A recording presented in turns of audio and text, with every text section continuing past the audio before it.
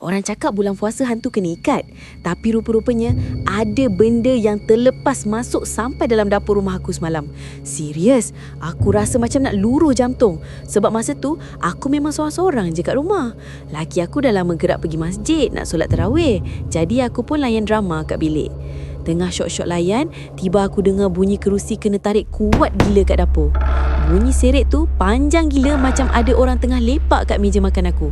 Aku dah mula meremang. Aku capai payung kat tepi pintu nak buat senjata. Aku jalan slow-slow masuk kawasan dapur yang gelap gelita tu. Sekali, aku nampak ada satu kelibat putih tengah berdiri kaku depan peti ais aku. Aku dah menggigil satu badan.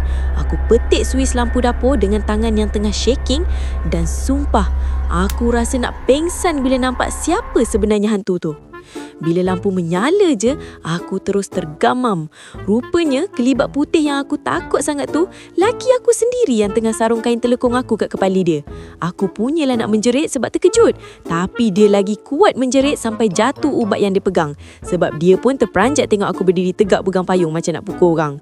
Rupanya, dia balik awal sebab perut dia memulas sangat masa kat masjid tadi. Lepas tu pula, masa dia jalan balik tu hujan renyai-renyai. Jadi dia rasa sejuk gila sampai ke tulang. Aku tanya dia, apasal pakai kain telekung saya?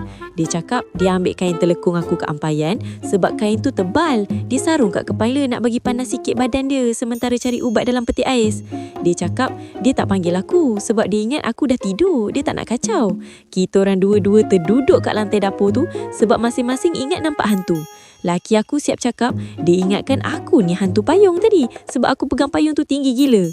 Itulah, lain kali jangan suka sangat fikir bukan-bukan bulan puasa ni. Syaitan memang kena ikat, tapi imajinasi kita ni yang kadang-kadang lagi seram dari hantu betul.